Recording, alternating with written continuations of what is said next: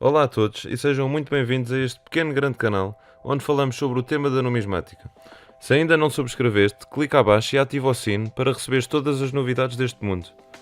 Então, a moeda que vos trago hoje é referente à comemoração dos 50 anos da Unicef. É de 100 escudos e é do ano 1999.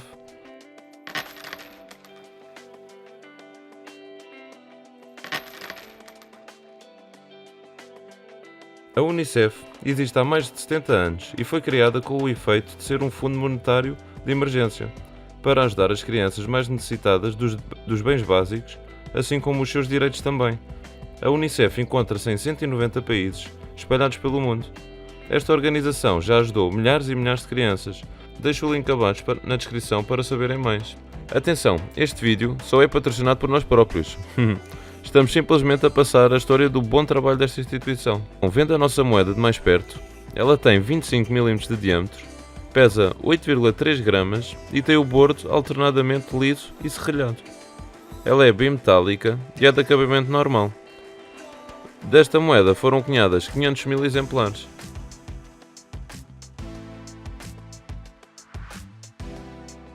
No anverso podemos ver o logo e o valor facial. Temos aqui 100 e embaixo escudos.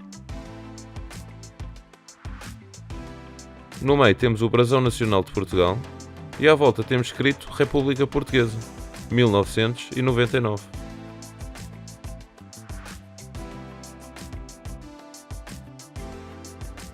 No reverso temos escrito na parte de cima Unicef e à volta temos para as crianças do mundo. No centro temos um mundo com o adulto a segurar uma criança. À volta temos as duas espigas. Este é o símbolo da Unicef.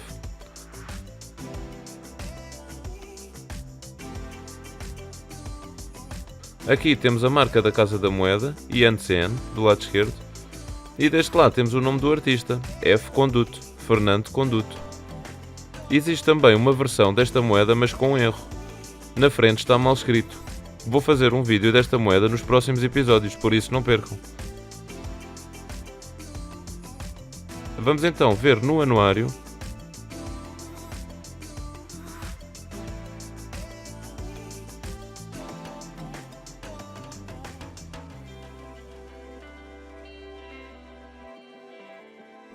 e temos aqui o valor de 4€, como podem ver. Temos aqui as duas versões da moeda, com e sem erro. Muito obrigado pessoal, e já sabem, subscrevam, façam um like e deixem os vossos comentários abaixo. O que acham desta grande instituição e que projetos fazem nos vossos países. Até à próxima.